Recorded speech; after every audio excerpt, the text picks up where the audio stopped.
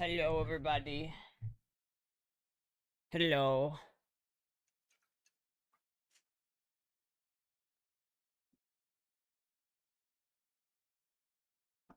All right, chat. I'll see if this outfit looks good or not. I'm not sure. You know, every once in a while, it's like, I'll pick an outfit and I'm not sure if it works, chat, but we'll just have to see. Hello, honeynet. Ahoynet. Anyway, chat.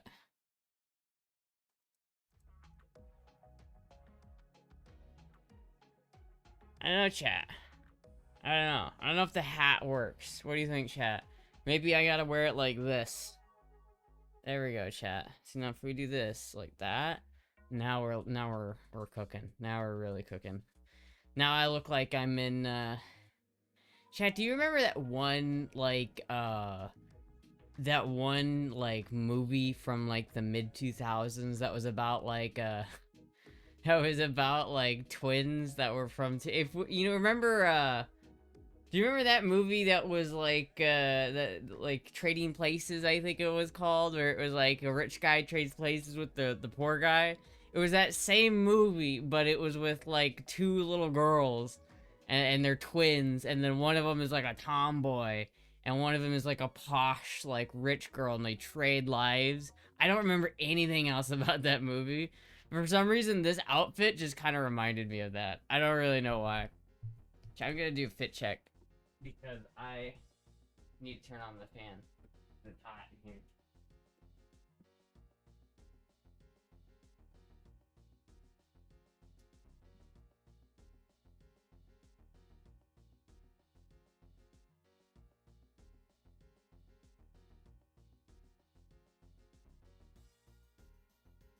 AC has been turned down. Looks like you started in the Tom Hanks movie League or Out of Town. I think that's what this cosplay is from.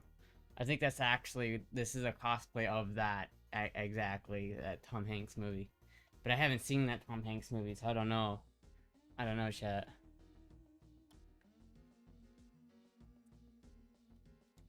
So you mean The Parent Trap?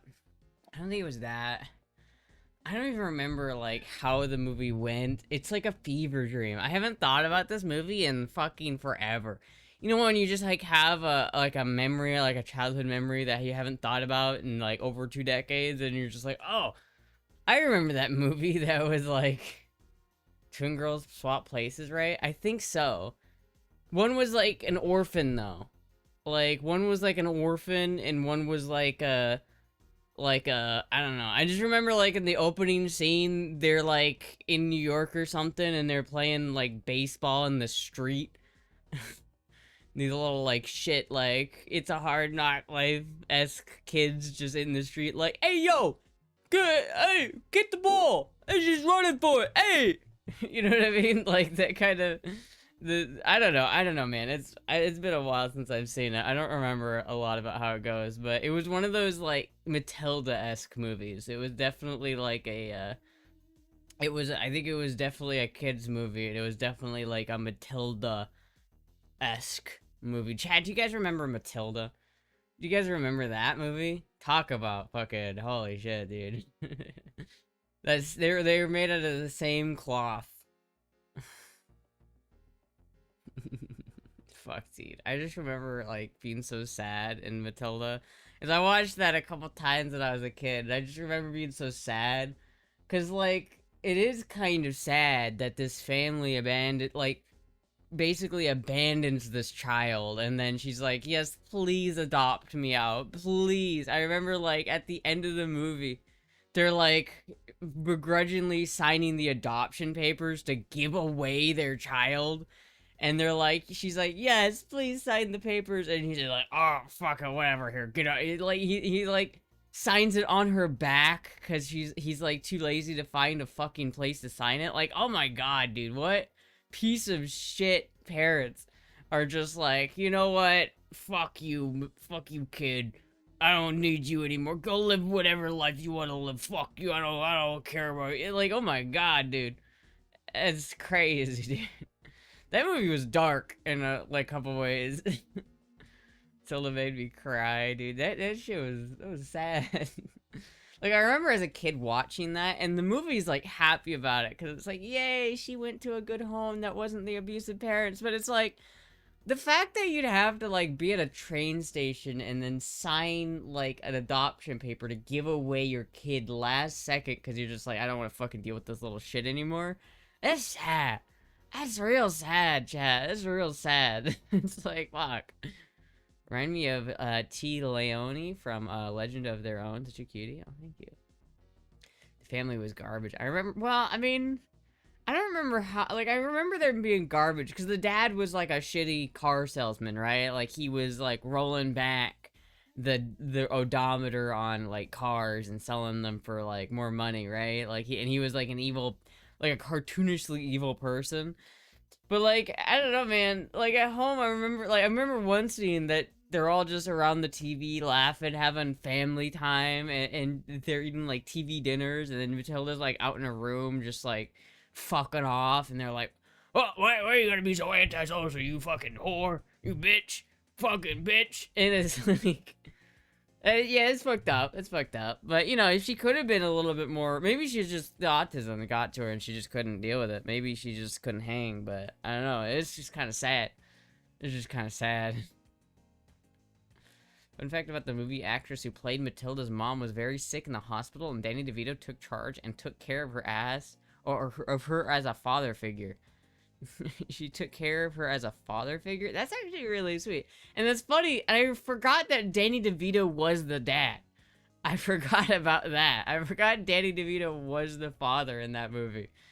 Oh my god, what a, that is a wholesome movie. It's a sad but wholesome movie.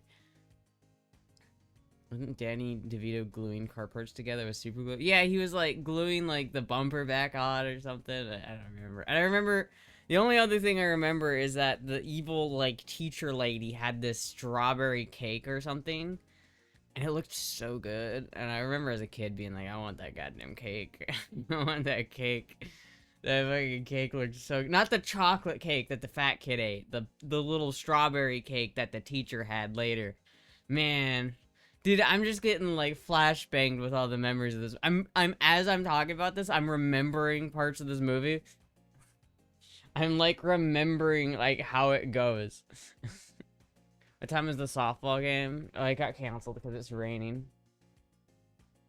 It's always shocked me because Danny DeVito is a wonderful person in real life, but he plays such a horrible person so well. Well, he plays the Penguin. He does a really good Penguin. I feel like Danny DeVito is probably the best Penguin to ever do it. I don't think anyone's ever done Penguin better than Danny DeVito. He's like built for that character. I don't know. Danny DeVito's great. I love Danny DeVito. I don't remember Strawberry. Oh, I forget. Because, you know, he had that evil, like, teacher headmaster lady that she was, like, big, and then she would, like... I remember there was that one scene where she, like, grabbed the kid by her pigtails and, like, swung her around, like... So long, gay Bowser. You know, she, like, literally fucking Mario'd her ass, like, spun her around by her pigtails and threw her out the fucking window. Do you guys remember that? Holy shit, did I fucking remember this movie? She like, literally, like, spun fucking through this, like, child out of a 2-story building. Oh my god, that was great. And then she's just, like, so huge. And then she's like, gets home, and like Matilda's like there for some reason, and she's like eating this cake, and all I could think about was like, man, I would fuck up that cake right now. Girl got finessed into oblivion. That movie was crazy, dude. I forgot. I haven't seen that movie in so fucking long. Oh my god. I'm in Orlando trying to get 23 drunk Guatemalans to go go-kart racing. Orlando. Well, I mean, like, I don't know. The only thing in Orlando that I would say to do is just go to Gatorland, but, like, I feel like it's probably not the play for 23 drunk Guatemalans. But maybe, I don't know. Maybe that would be cool. I don't know. I don't really go to Orlando that much. I can't help you. As the resident Orlando person, I ain't got nothing for you, man. You could all bring them over to my house and we could party, and then I could get kicked out. Please don't do that, though, actually. Like, please don't bring a bunch of people here. She's so sexy her husband had to go to rehab for sex addiction. What? Wait, what? That's crazy. Hate going into Orlando, lol. Yeah, I try to avoid Orlando pretty much at all costs. There's there's like a TKO arcade that they held a Melee tournament at that's in downtown Orlando you could go to. I think it's called like Timeout Arcade or something like that. That's in Orlando. Could go to. I mean, there is like clubs and shit in or downtown Orlando you could go to. I mean, there's like places in Tampa. I could say like you could go to like Ybor, but Ybor is like across. You know, it's not close. I don't know, man. I don't know. I'm not as like I've been to like Ybor. I've been to like places in Tampa. I haven't been to as many places in Orlando. I've been into like some places in Orlando. I smoked like a joint in front of a cop in Orlando not that long ago. That was great. It was Delta 8, so you couldn't do anything about it. It was great. But yeah, that was about it. I don't remember anything else. Like, there's not really much to do in Orlando. There are a bunch of arcade and go-kart places in Orlando. If I bring 23 drunk Guatemalans to Astra's house, she will shoot us. That would be so fucked up, dude. I would be in so much trouble. Be in so much trouble.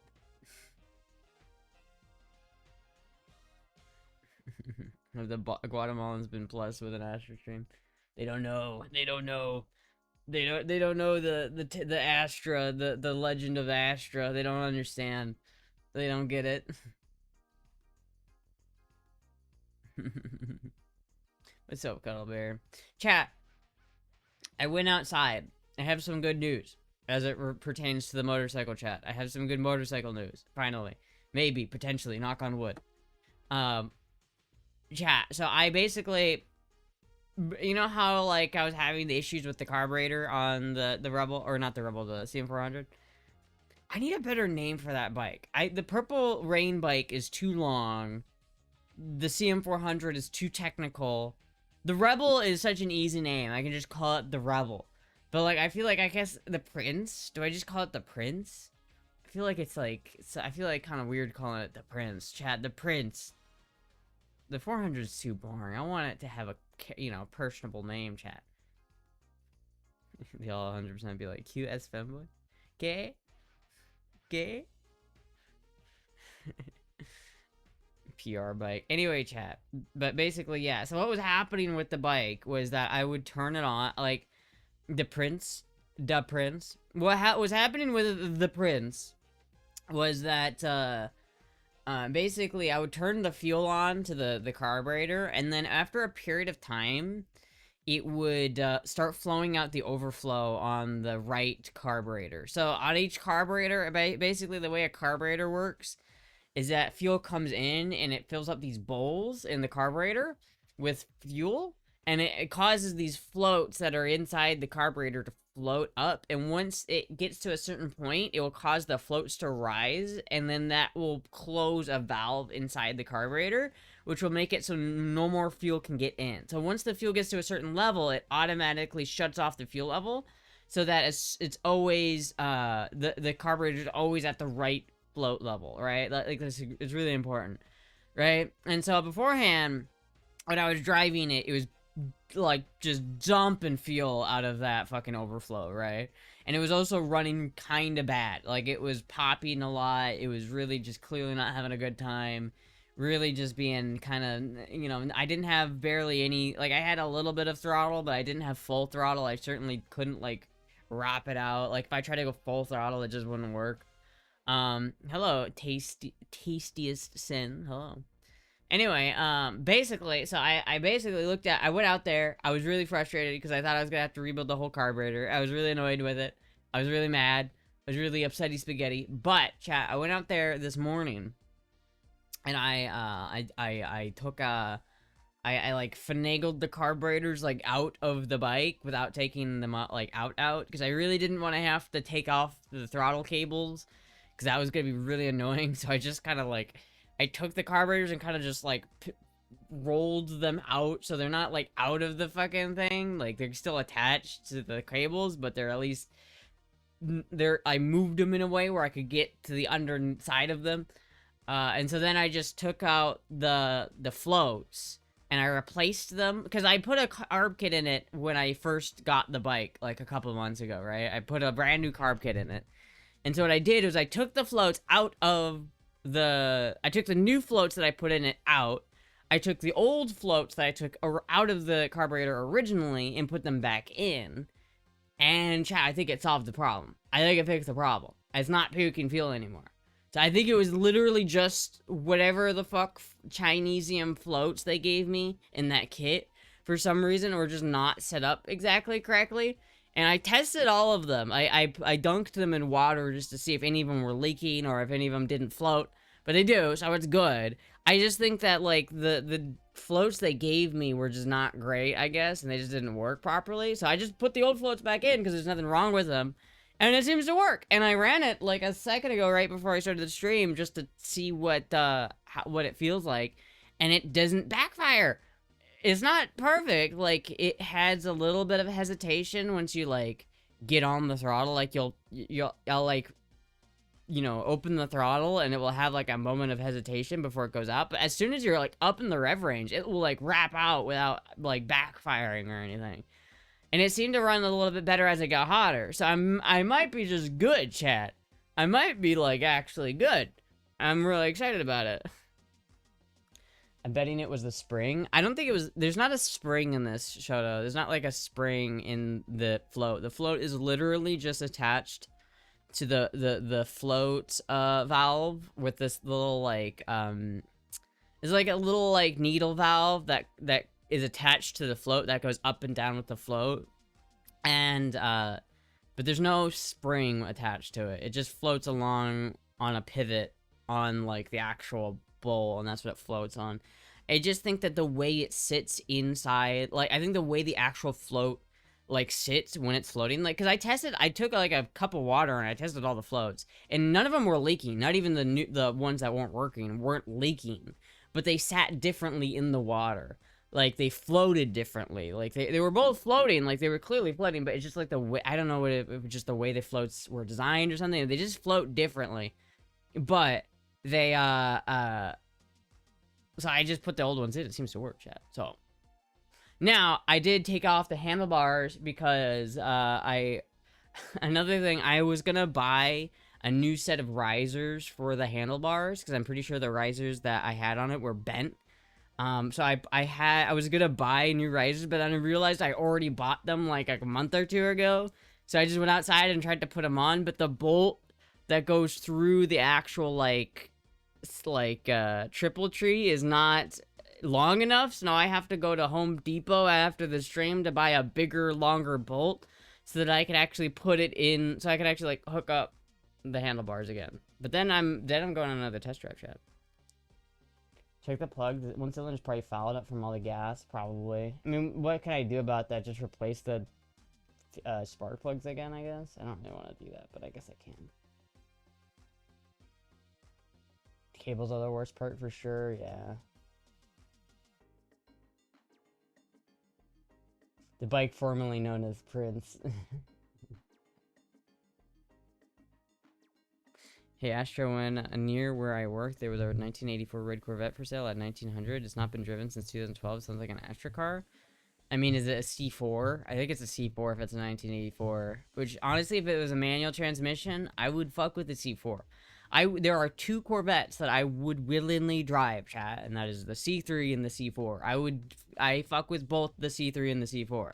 So I probably would fuck with that car, Derek, if it was a manual. It's been raining in Orlando all day. Yeah, it has been. I was gonna go out earlier to Home Depot and grab the part and try to take the bike on a test drive today just to see how it feels. But I think you might be right. I think it might need new spark plugs. Fuck, dude. Maybe I'll just order a new set of spark plugs for it right now. Maybe I'll go to Amazon and order another pair of spark plugs. I don't know if I have another pair of spark plugs on hand, and that probably would be a good thing.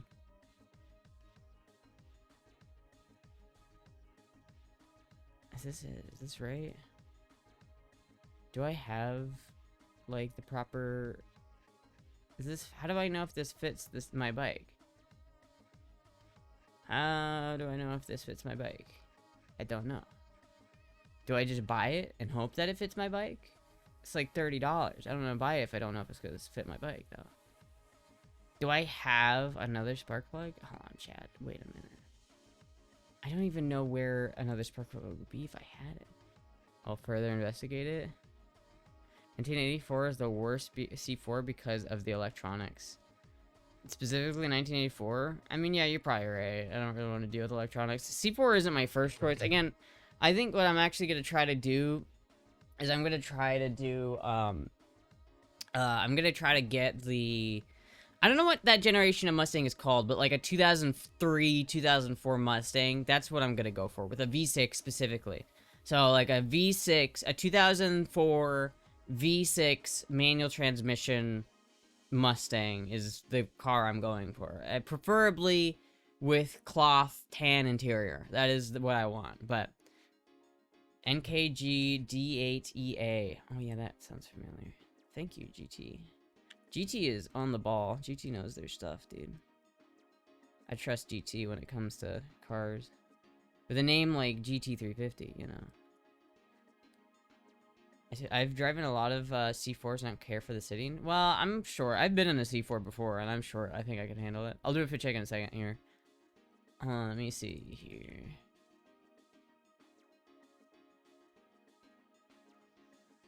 DEA. There's a pack of 4 for... Shit, dude, I might just buy that. I mean... There's a pack of 2 for $10 and a pack of 4 for $14. Chat, should I buy... Oh, fuck, dude. Maybe I do, because I bought this before, so maybe I do have some spare spark plugs. Should I just buy these just in case? Just because it's probably good to have them? Should I just spend $14 just to have an extra set of spark plugs? Is that not a bad idea, chat? I mean, but I feel like I already have a spare set somewhere. But I don't know where they... I don't know where they are. But I feel like it might be a good idea just to have another set of spark plugs, chat. I feel like that might be good, just to have another set. Just so I know. You know what, chat? I'm gonna buy these. I'm gonna go ahead and buy these, I think.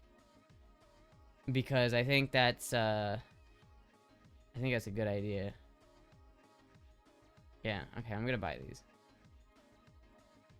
Because that way, chat, that way I know I'll have spares, and I know I will have, yeah, and I'll be good. Would you do an FD donation goal? No, probably not, because an FD would be so expensive. Like, the donation goal for an FD would be minimum 30 grand, right? Like, I'd have to be like, I mean, like, if I were to buy an FD, I'd have to spend, like, at least 10 grand on the shell, which I'd probably have to buy a rolling shell instead of a full RX-7. Because if I were to buy, like, a running RX-7 or one that has an engine with it, it'd probably be anywhere from $20,000 to $50,000 for an FD. If I bought a rolling shell, I could probably get a rolling shell for, like, 10 grand. And then I could probably build an engine for it for, like, another 10 grand.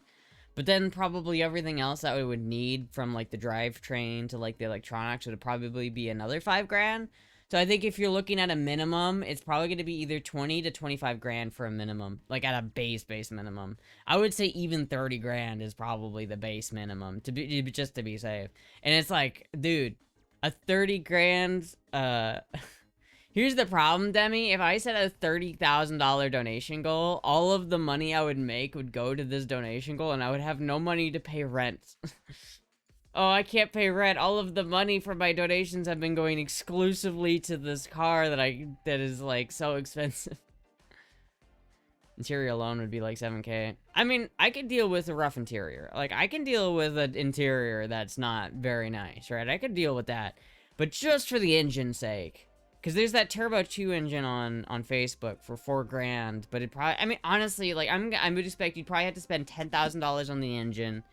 You'd have to probably spend $10,000 on the body, and you'd probably have to spend another $10,000 on whatever else, whether it be a new transmission, clutch, drivetrain, like the probably has a differential, but if it didn't have like a differential, obviously you'd have to buy that. It would be really expensive, chat. It would just be really, really, really expensive.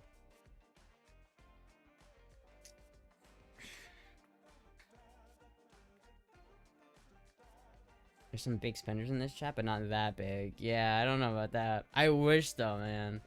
I fucking wish. Oh man, I wish. I want an RX-7 FD so badly. That is like the dream car, chat. It is the dream car. Maybe if I get like super rich one day, you know, if I blow up and I become like, you know, I show speed or something like that, and I become super popular, then I could buy a RX-7. But I don't think that's. I don't think the FD. The FD is a little bit like, I don't know, man. It's like, you know, trying to. It's like a kid dreaming about driving like a Lamborghini. It's like, you know, maybe one day. Maybe one day. I don't know. Overlord has claimed her. I know. She heard I was streaming, so she came over to say hello. I like how she does that now. She's like, if she knows I'm streaming, she just comes over here. Beer blowing what now? Somewhat affordable FD.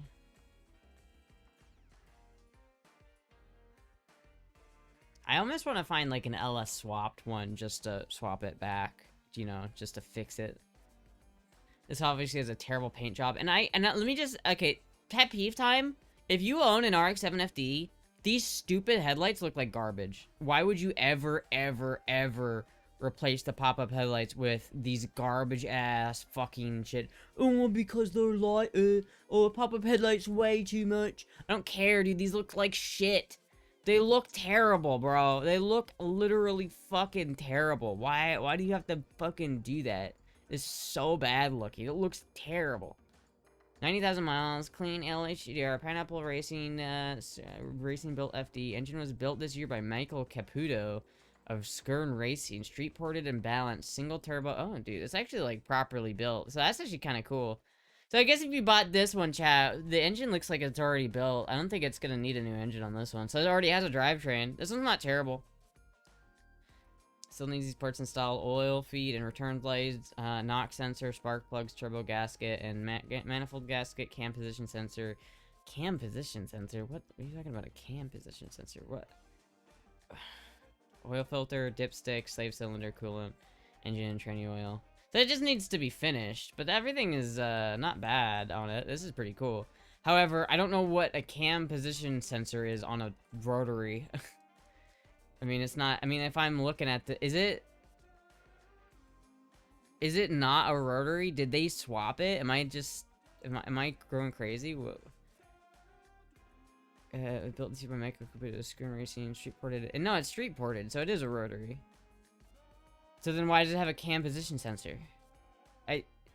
Did he mean something else there? Because rotaries don't have camshafts, so I don't know what a cam position sensor would do on an RX-7. That seems like a non-starter, chat. Check C West RX-7 body kit. It's amazing. I don't like those wide body kits, you know. Mazda RX-7 Turbo 2 giveaway, $1 in Orlando, chat. Do you like gambling? I like gambling. We should gamble. Oh, so second place gets an FC and first place gets an FD. Dude, that's crazy. Maybe I should enter this chat. Could you imagine if I just got this? It's probably a scam. But if it's $1, spend $10. Only 4,000 tickets available. This is probably a scam, chat.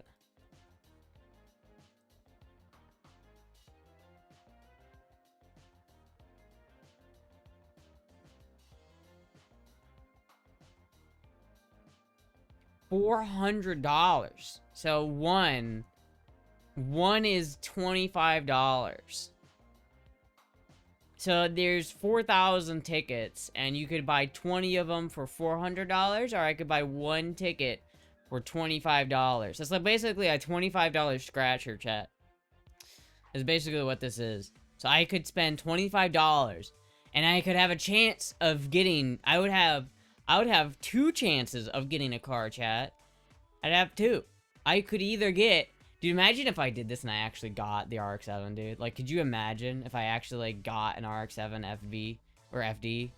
Like, even the FC I would be fucking down for, but could you imagine if I, like, actually got the FD? I wouldn't even know. Like, I wouldn't even know how to, like, process that, I don't think. I don't think I would even know what to do with that. I think I would, like, crumble.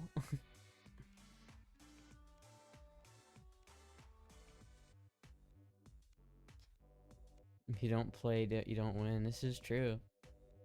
Sounds like a chance at your dream car? Yeah, but I don't want to spend $25 on that. I'm not into gambling, chat. I'm really not into gambling. This one's interesting. So this one is really in rough shape, like, body-wise. But underside of it is clean. Damn, that is really nice on the underside. Clearly the bumper has been fucked with, and then it obviously needs new headlight covers, but it doesn't look that bad. Like, I would ride this. I wouldn't have a problem with that. What's the engine looking like?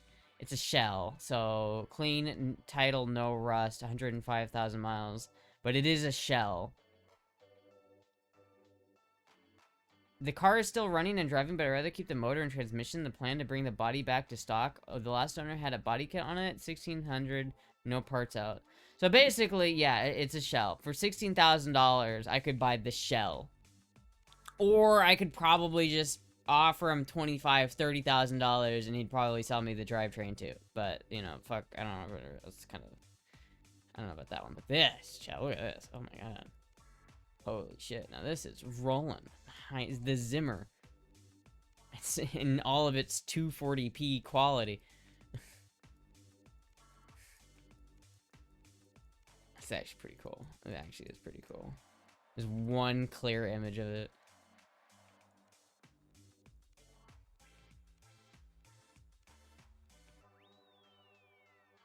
Astra math is shift. What?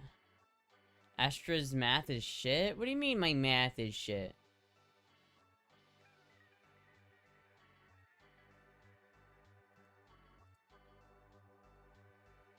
Mazda RX-7 parts. Yeah, but that's really a rolling shell. Like, that one's really fucked up. That one's not. I'd have to buy a whole new front end for it. Like, that shit would be expensive, bro. That'd be so cool, though. Not into gambling, you'll never be a fun Chad. I'll do a fit check once Moogie gets up. She's purring right now, so I can't move her.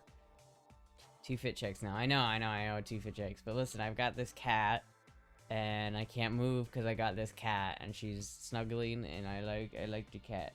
Look at this cute cat, chat. Shelby needs a motor and trans. Yeah. Yeah, that's the same one I was just looking at, Taco. I mean, it's fine. I mean, it has a motor, I guess, in it, so it's fine. Like, I guess I could just pay him extra to get the motor that's in it already and not have him take the engine out of it. But, I don't know. $16,000 for a rolling shell is expensive no matter what you're doing. It's just expensive, dude. $16,000. A better one?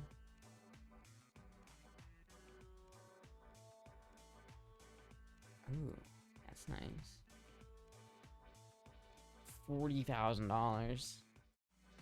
I don't know why we're looking at this, chat. This is kind of depressing, but I do like this. This is a very nice car.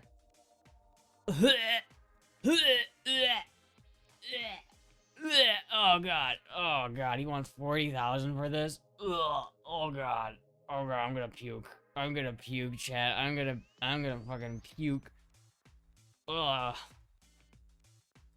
That was fucking fucked up what you just did to me right there. I do not appreciate that, man.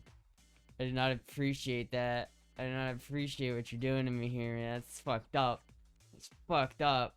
I almost puked because of that, dude. That's fucked up. I can't believe you did that to me. Goddamn.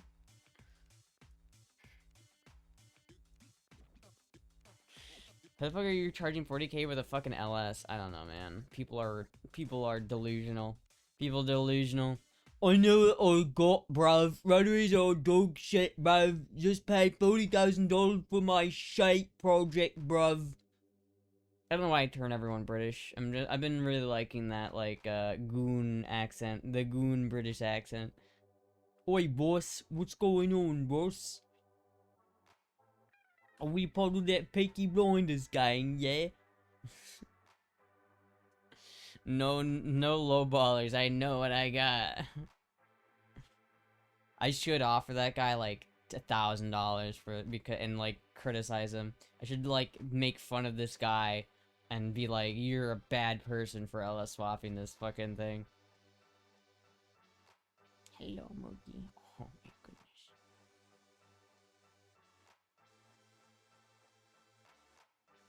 That's Astra's fucking Shelby. That's Astra's fucking Shelby. That shit is awful. Can't get your up and running, dude. I know Savvy's baiting that, but dude, I can get mine up and running though. Like, it's fine. Like, I will get mine running. Especially, like, here's the thing. Like, part of the issue with my RX-7 is if I go and get it, part of the issue is getting it, like, back home. Like, I can get it running, but paying for, like, the shipping to get it back home, it's like, I don't really know how I was gonna do that. But that's the thing, if I go and get it running, and then Savvy Fair gives me $1,000 because I got it running, then that gives me enough money to ship it down. So it actually kind of works out, chat. So if Savvy Fair is being honest, if Savvy Fair is gonna hold up to that end of the deal, then I actually like set up because of that. I'm actually like golden. Cause like if all I have to do is get it running, I can get the fucker running, right? Like it's not worst case scenario, I have to dump some starting fluid in it, and that's pretty much it. Like the motherfucker will run. And so as long as I can get it down the hill and onto a trailer, then I can get it home. And then from there, all I have to do to it is put a new exhaust on it. But drive it back? Honestly, I think it could drive back, if I'm being honest with you. But I don't want to drive across the country again. I'm already have to drive across the country one time this month, and I don't want to do it more than once. Oh my goodness, look at this little cat. Hello, Moogie. She's so cute.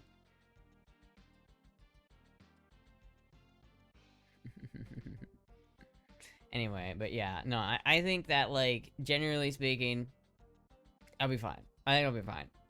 I think I'll get my RX-7 home, and it'll be fine, and then I'll be able to drive it, and it'll be great.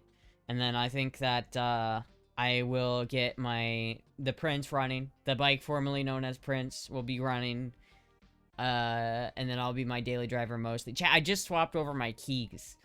I just did, like, a ritual before the stream started. I just did the key swapping ritual.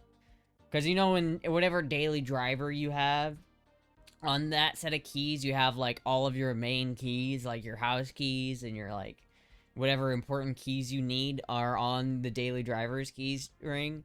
I just swapped my house keys from the Rebel keys to the CM400 keys. That's where we're at right now, chat. That's where we're at. So, like, theoretically, the CM400, the Prince, it's gonna be there. It's gonna be there, chat. And then I'll get the RX-7 back. And then I'll sell the Rebel, and then I'll sell my toolbox, and then I'll have one RX-7 that barely runs, and then I'll have a CM400. And that'll be great. That'll be all I need. Then I won't need anything else, chat.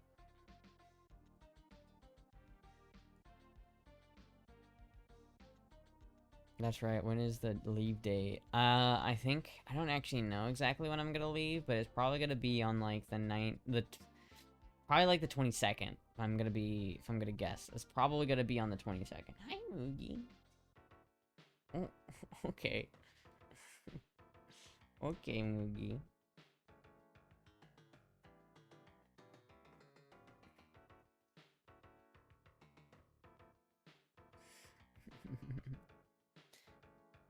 In America, I wish I could buy a house for $40,000. You kind of can. There are trailers for $40,000. Hello, you're so cute, Moogie. I love you.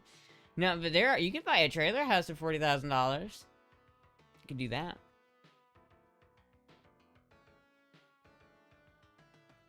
You could almost buy a house for $40,000. Yeah, I mean, you're not gonna buy a real house for $40,000 though. At least not a good one. You're gonna end up with one of those, like, uh, crack houses in middle of nowhere Pennsylvania. That's what you get for $40,000 is a crack house in the middle of nowhere Pennsylvania. In McKeesport. You're gonna get a crack house in McKeesport, Pennsylvania. That's where your 40 grand will go. Hello, Moogie.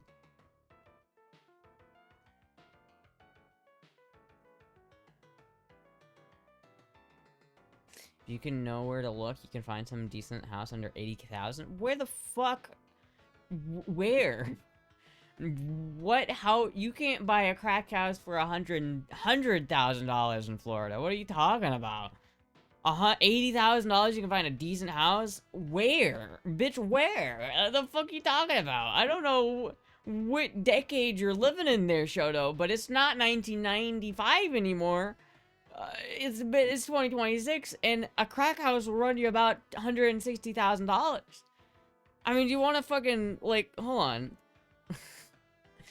Like, hold on. Like, Zillow.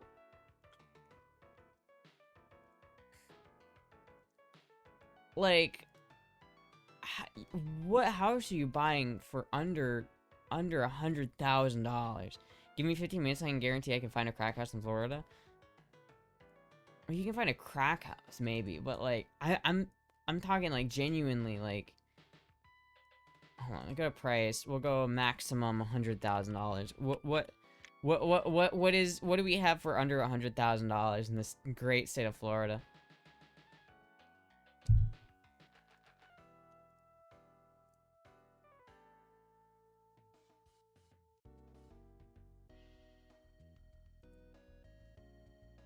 $15,000. Do you get the land? This is not a bad deal for 15. You get this whole property for $15,000? This isn't bad. I mean, it is a prefab, but like that's actually not terrible. You get that whole fucking plot of land. Damn, maybe you're right, Shoto. That's kind of nice. Get that whole fucking property. Dude. You can go shooting on that shit. Oh my god. Where is this? It's in Denellen? Oh, it's an auction. That's why. I don't think any of these are like real though. All these are prefab. What if you go to non-prefab? Property type. No manufactured, no apartments, condos, lot, multifamily, townhomes, and house. Okay. Yeah, okay. Here's one for $100,000. If you look in places out of the country, you can get land and a house for good prices. Out of the country, sure. You can buy a lot of shit in fucking Vietnam for not that much money, but it's not. It's because it's in Vietnam. This one's under $100,000. It's also in Denellen. I guess there's a lot in Denellen. I don't know what's going on in Denellen, but it's not that it's pretty cheap to live in Denellen, Florida, I suppose. Oh, dude, look at this. Like, I like that. I like that little room. This is not bad. I mean, oof. Oh, fuck. Oh, you know it's bad when, like, the ceiling fan looks like it's depressed. Oh, fuck.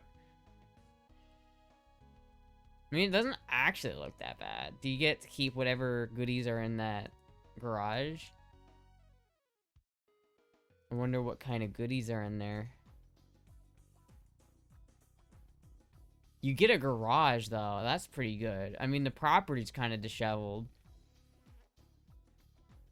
But that's not terrible. 1,600 square foot for $100,000. Not bad. That's actually not bad. That's not terrible, chat. Hope you're having a great week. I'm having a pretty good alright time. I'm pretty happy because of the bike at the moment. Thank you, Jim the Dragonator. But you have to work a remote job already or have a fat pension to make something like that float. Yeah, but I feel like you could do that. I mean, imagine me. Like, I work from home, right? So theoretically, I could go and buy a thing in Vietnam. Do they have like listings in Vietnam on Zillow? Like, do they show anything? Can I go to somewhere in Ho Chi Minh? I just drew a dick.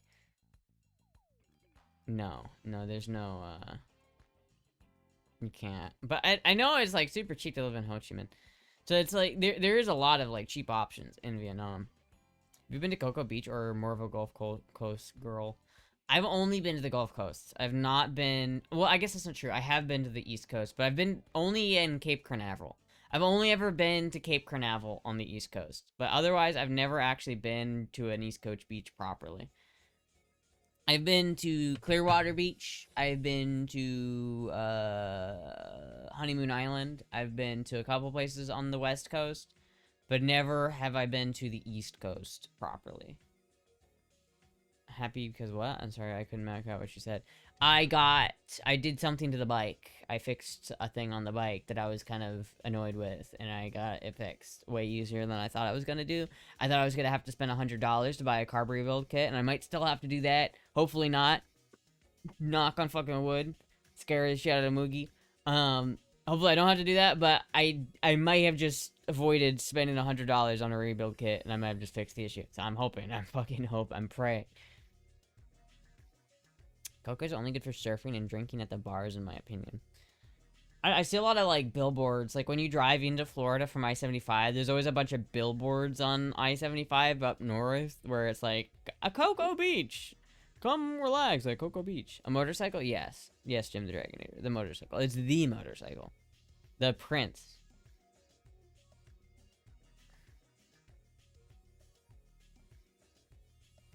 Fuck, wait. Don't claw the chair. She's gonna see Moogie and she's gonna freak out. Oh, there she goes. Sometimes you can fix shit just by taking it apart and cleaning it properly and just reassembling it with gloves. Well, that wasn't the case. I mean, I already rebuilt it, so I think that's the problem was that the floats, the Chinesium floats that I put in it just weren't right, I guess. They weren't good. I don't really know what the exact problem was, but they just weren't working. At least on one side, but it seems to have fixed the problem. I think I fixed it, hopefully. I think I fixed it, and so I'm hoping. So I'm gonna probably I'm gonna end the stream a little bit early tonight so that I can go to Home Depot so I can get the bolts that I need so I can actually put the risers on the handlebars and actually put the handlebars back on. And then I'll actually be able to test drive it again. Love a deal, but poor girl needs some love.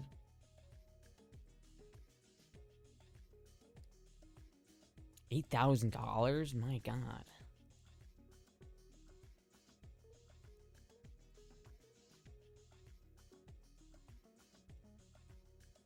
Is that an automatic?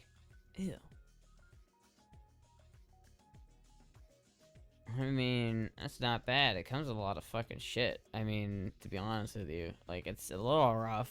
Sure, it's a little rough, but it's mostly all there. I mean, I've seen other fucking shells go for more than this that have less.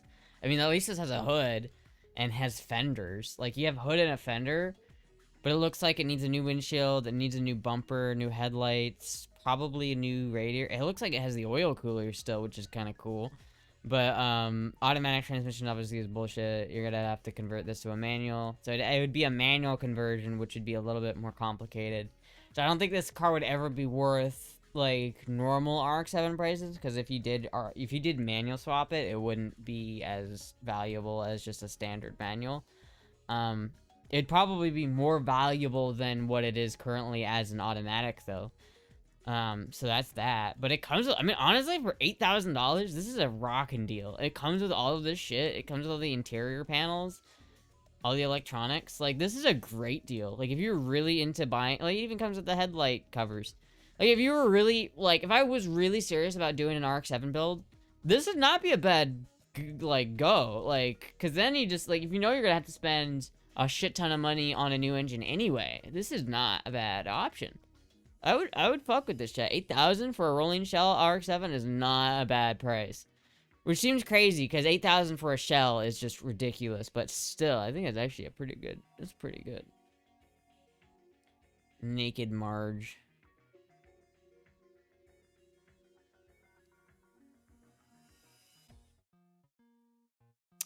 Automatic. Santa Lady seating room, no room for it. Those are tiny.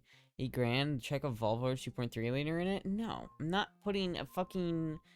I'm not putting a piston engine in a rotary car. It's a sin, and it's heathenistic.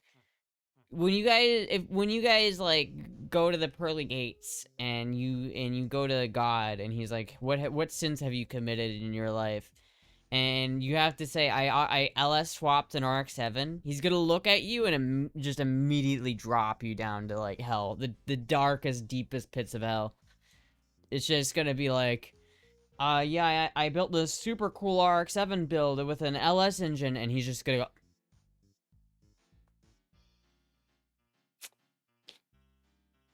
That's what's gonna happen, dude. That's all I'm gonna say. That's what's gonna happen. And you know what? I'm here for it, because fuck LS swapped engines. Fuck LS swapped RX-7s.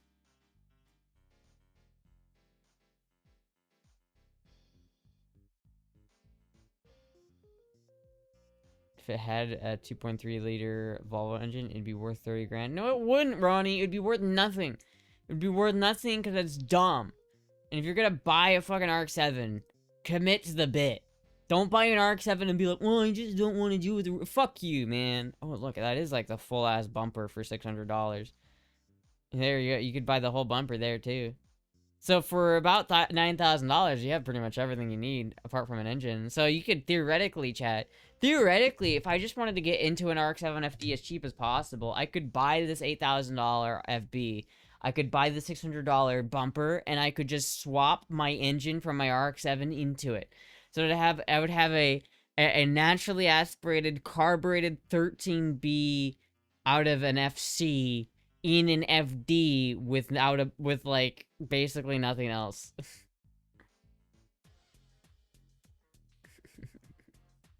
God hates Felix Wankel. Well, Wankel himself was like not a great person, I don't think. I don't think the guy who invented it was. I'm pretty sure he was a part of the spicy German team. I think he was a spicy German fan.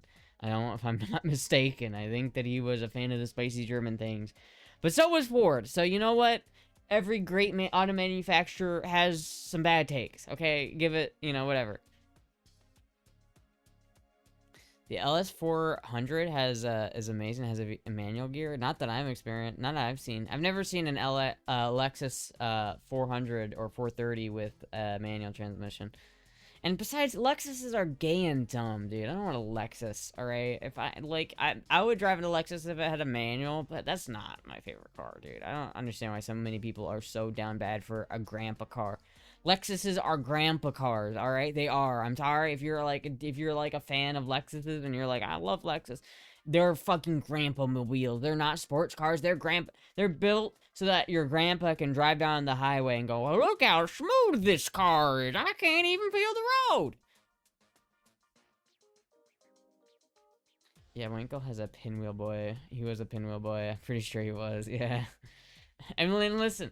God already did him dirty enough by naming him Wankle in the first place, okay? You know what? I think you gotta give him a little bit of a break. Right? Give him a little bit of a break.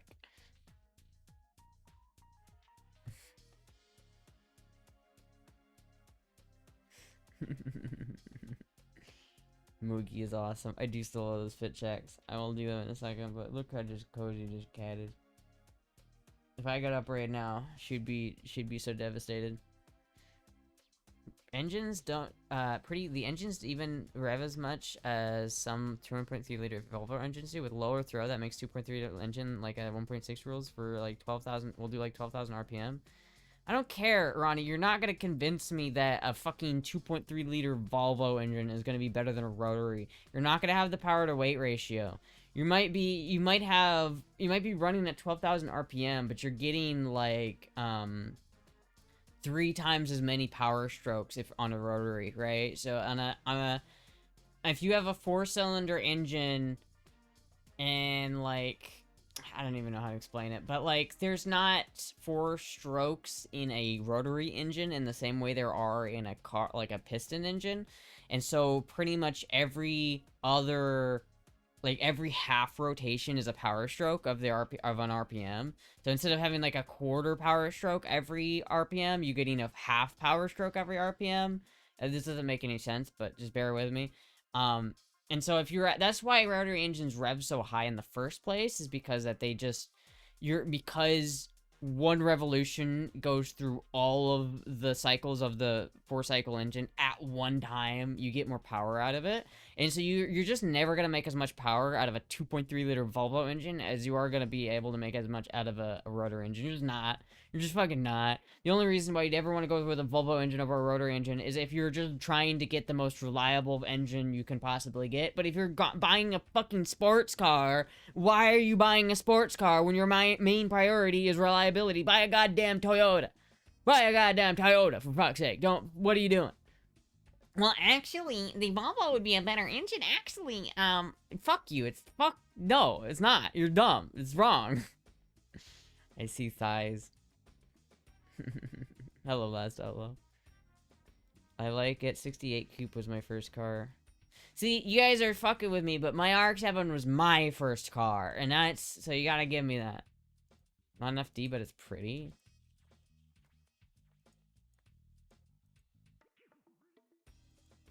Ooh, yeah, this is nice. Only 3,800 bucks. What? Why is this only $4,000? Oh. Still a very nice car. Interesting how a rolling shelf for a 1968 Mustang is worth less than a rolling shelf for a 1993 RX-7.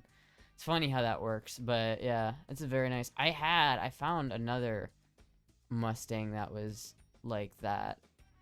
Oh, where did it go? I must have closed it.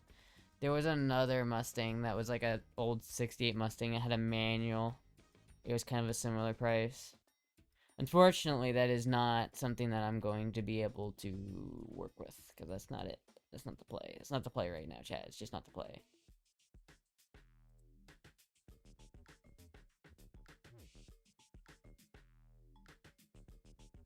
What? What am I looking at? What? What? Ew. Ew. You wouldn't hack a 3DS. Modding is a crime.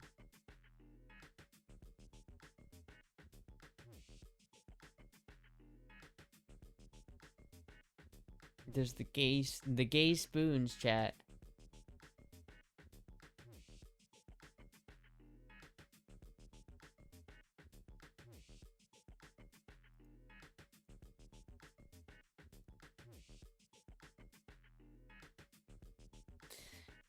Takes 600 horses out of a 2-liter where you take 270, 300 out of a 1-liter snowmobile's balance is the entire thing. Rotors aren't balanced. The piston rings want to jump out of the exhaust.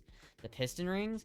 Well, Ronnie, here's how I know you don't know what you're talking about, because there are no piston rings in a rotary engine. And you're talking about balance? Rotary engines are extremely balanced. There's nothing more balanced. The more rotors and the higher RPM you go with a rotary engine, the more balanced it gets, dude. Have you ever fucking seen the 12-rotor fucking rotary engine? Have you ever seen how that fucking smooth that fucking thing runs? You literally put... I remember way back before Rob Dom ever even got that engine, the guy who originally built that engine took a video of that thing running, and he had a cup of water on the engine, and it was running at like 7,000 RPM, and the water was still. You're talking about, ooh, it's all about balance? You think a piston engine is gonna be more balanced than a rotary engine? You're fucking, you're laughing, bro. Like, fucking rotaries are they're more balanced than a piston engine. You don't have, a piston engine has this big fucking arm doing this. That creates a bunch of, like, extra vibrations. It creates a bunch of different things. It's not balanced. You need a balancer on any, like, engine because of that, right?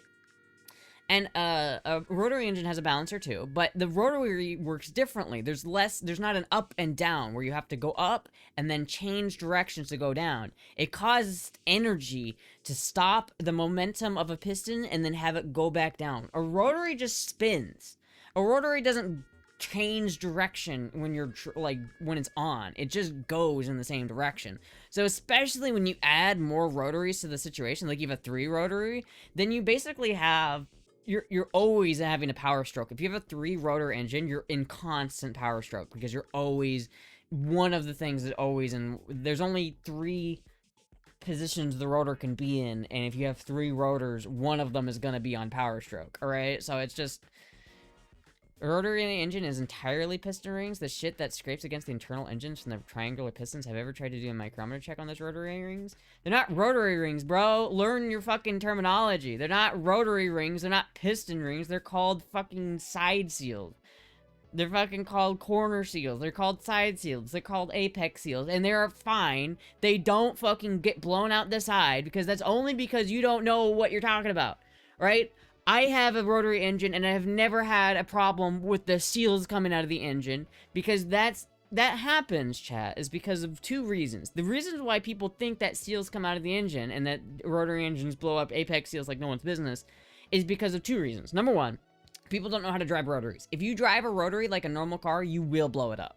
Right? If you shift a rotary engine at 3,000 RPM every time you shift it, you will blow the fucking thing up. It's like shifting a normal car at like 1,200 RPM. It's way too low. You're gonna blow it. What's gonna happen is carbon deposits are gonna get built up onto the seals, and it's gonna cause them to stick and create more friction, which is going to cause your engine to seize and blow up, right? It's not good. But so long as you rev the engine enough, you take care of it, you have the right oil in it, they're fine. Right? And as long as you're not boosting a non-turboed engine, they're fine. Like, that's the idea that apex seals and corner seals go out like an exceeding radius show. I can't even talk. You're making me so mad. You're making me so mad. They're not even fucking... They're not piston rings. They're not rotary rings. Fuck rotary rings engineers. They're not piston rings. A piston ring functions in a different way than a side seal. They're not the same thing. They function, they do this, they accomplish the same goal, which is, you know, sealing the combustion of an engine, right? They do that, they do that, but a apex seal and a side seal and a corner seal work differently, like physically differently than a piston ring. A piston ring is like around the piston, right? And once the actual, like, ignition happens, it pushes down on that piston ring, and then actually the piston ring pushes out once there's pressure applied to it from above. So when you're actually on a power stroke, the piston ring expands.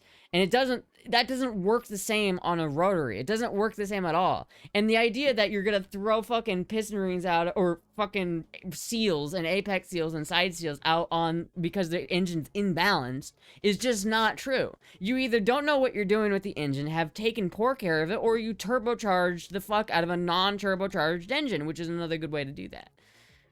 Chat, you just don't know what you're talking about, chat. You know, listen, you're not gonna have all this slander in a fucking, you're not gonna tell me this slander, like, what, you're gonna go to a race car, you're gonna go to a racetrack, like a rally race, like, let's say you're in a rally race, and you have a car, you have an RX-7, and you also have this 2.7 liter Volvo engine sitting right here, and you could either put the rotary engine in the car or the Volvo engine in the car for the rally. Which one do you think is gonna perform better in the rally? It's not the Volvo. Alright, it's not the Volvo. So get out of here with your, oh, actually, I think you should do a Volvo. So get out of here. That's not it.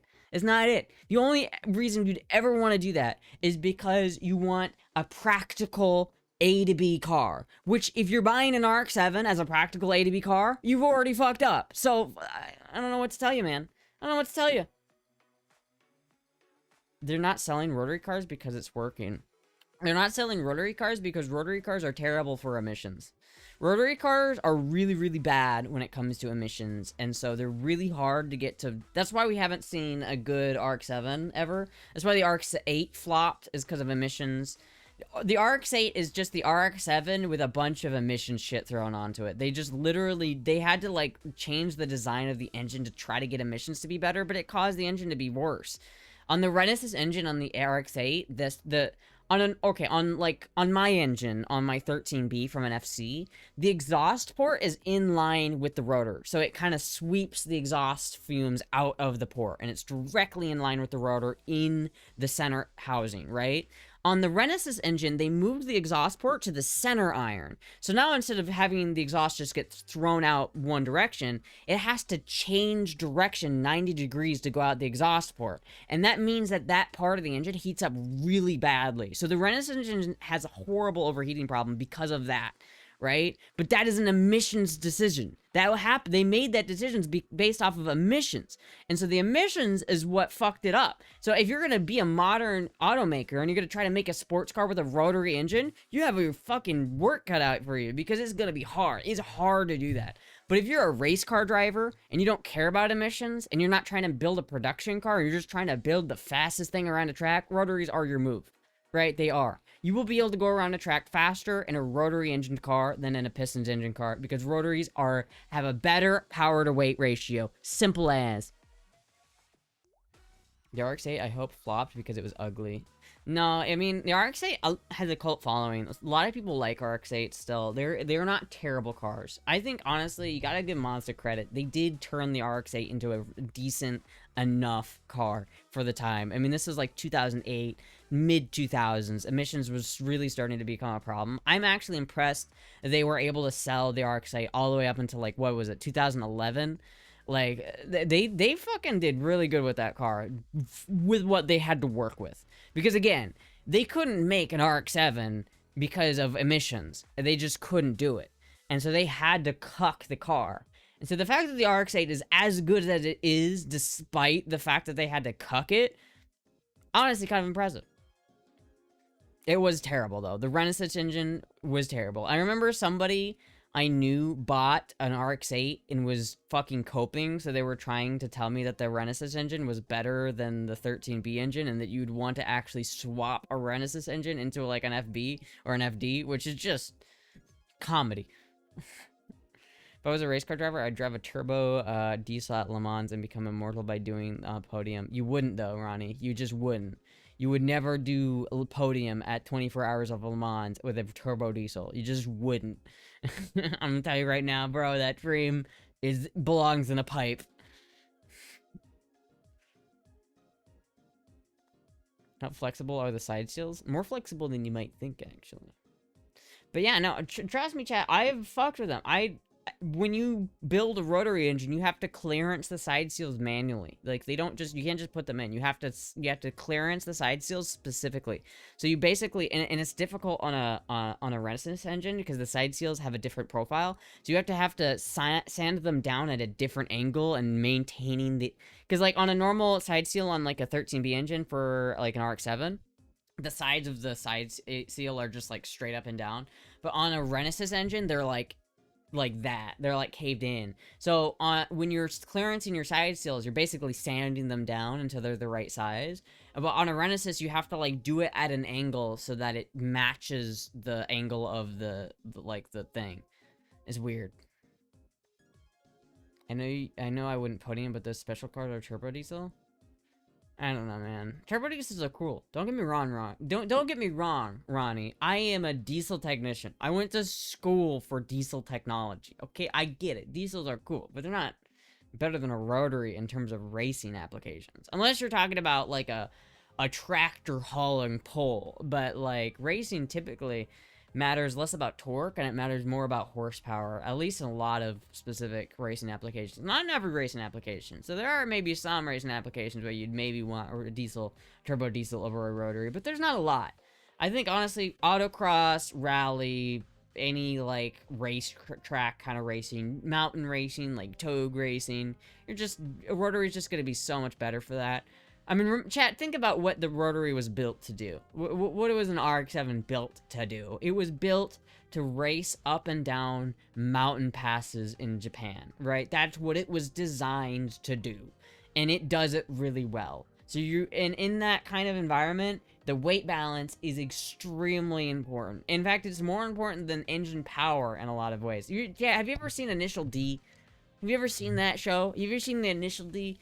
Do you know why that Takumi is able to beat guys with cars that are on paper objectively better than an AE86 Toyota? Do you know why he's able to do that? Because that Toyota had a better weight balance and it was lighter. And so Takumi on the downhill could use that as an advantage because it didn't matter. On the downhill, your engine power doesn't matter as much. The weight balance and cornerability of your car is what matters so that you can fucking drift around people. This is the moral of Initial D, is that fuck. Depends on the key count. Moogie's having trouble staying awake. Mama goes on rants. I know. She's getting a bit eepy here. Look at your little kitty cat. Aw. You should watch Banks Power. They do a lot of fun, deliberately step-by-step with Diesel. He's the guy who made the tire shredding Pikes Peak truck. It's a TV show. They're written that way. But that is, like, a good point. Like, that is true, though. For in terms of, like, togue racing and downhill racing. Like, you don't need as much power. Like, in fact, in the 90s, Japan had, like, the Japanese manufacturers had, like, a gentleman's agreement that they would never make a car with more than 250 horsepower or something like that. So, a lot of those 90s cars max out around 250 horsepower, even though they can make more. Like, you can make most of those 90s era Japanese engines make a lot more than what they're rated for. It's just they were rated down because in Japan they had a gentleman's agreement between manufacturers to only do that, right?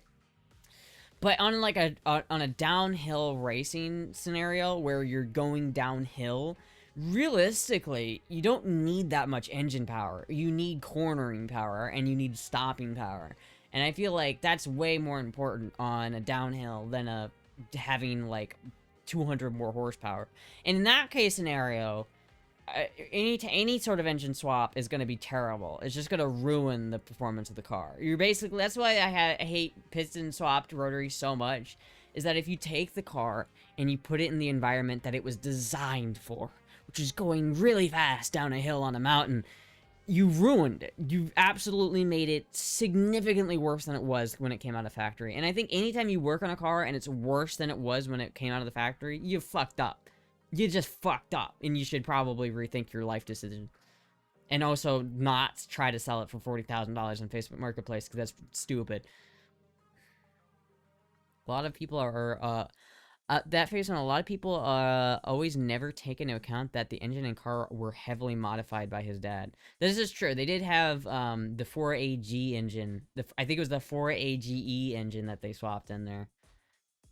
But that engine still didn't make as much as like as the other cars on the show. Like what was the Nissan episode, the arc where he beat the guy with the Nissan R32. Like the Nissan R32 on paper is so much better than the AE86. Like, I mean, honestly, like, in general, even on a downhill, it's gonna be better than the AE86. But the point is that with the right technique, that having a better balanced car is more important than having power. You live in Florida, all flatland. What mountains are you planning to run your car down? Well, I don't race my car, okay? I'm not going to race my car unless it's on a track. If I'm going to go race my car, I'm going to take it to a racetrack where I can actually race it. And in that case scenario, it's the same thing. You're not going to have a benefit to fucking up the weight balance of your car. It's just going to be fucking awful. You're just going to understeer like a bitch. Yeah, it's like you're gonna have the same problem that caused me to spin out that one time. Is that you're gonna have to slow down you're gonna have to slow down so much in the corners to get through them without understeering that you're gonna lose time. It's like you might gain some time in the straightaways, but you're gonna lose time in the corners because you can't yuck it into the corner. You know, Chad, I ran an experiment the other day.